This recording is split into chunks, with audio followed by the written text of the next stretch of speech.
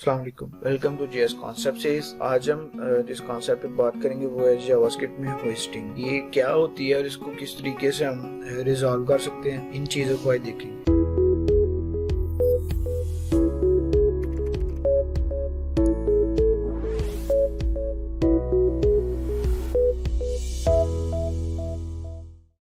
Hoisting क्या होती है?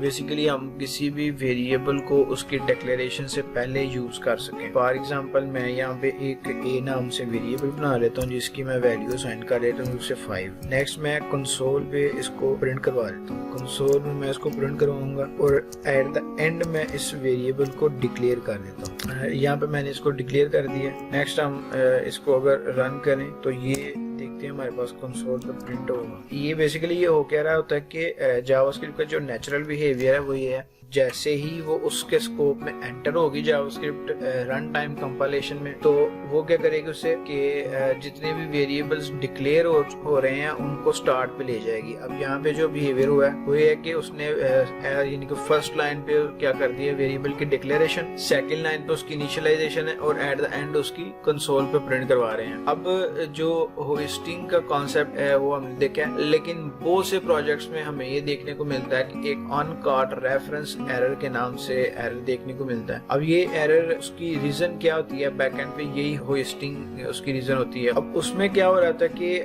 फॉर एग्जांपल ये हमारी जो यहाँ पे वेरिएबल था इसकी टाइप थी वार। अब वार क्या है कि ये वेरिएबल है जो क्या करेगा, चेंज होता रहेगा, जिसकी वैल्यू अगर अभी 5 है तो किसी नीचे वाली लाइन पे जाकर उसकी वैल्यू 10 हो सकती है। ये वेरिएबल ही वेरी करता रहेगा, ये चेंज हो सकता है। लेकिन वो ECMAScript 6 में इसने हमें ये कॉन्सेप्ट दिया कि आप अपने जितने भी वेरिएबल्स बना रहे होते हैं उनकी टाइप कॉन्स्ट या लेट टाइप के वेरिएबल्स बनाएं। उसकी रीजन क्या है कि सिक्योरिटी पर्पसेस के लिए अब फर्स्ट टाइम जो लेट या कॉन्स्ट टाइप के वेरिएबल है ये इनिशियलाइज होंगे, उनकी डिक्लेरेशन के साथ ही उनकी इनिशियलाइजेशन भी हो जाएगी, उनकी वैल्यू भी उनको साइन कर देते हैं। अब किसी भी साइट पे कोई स्क्रिप्टिंग अटैक हो तो उन वेरिएबल्स की वैल्यू चेंज ना हो सके जो हमने सिक्योरिटी पर्पसेस के लिए बनाए हैं, कोई स्पेशल हमने कैलकुलेशन वगैरह के लिए जो बनाए हैं उनकी वैल्यूज चेंज ना हो सके। अब अगर हम इस टाइप के वेरिएबल को यूज करेंगे, यानी कि उसकी डिक्लेरेशन हमारी बाद में हुई है लेकिन उसको वैल्यू हमने पहले असाइन कर दी है, तो हमें ये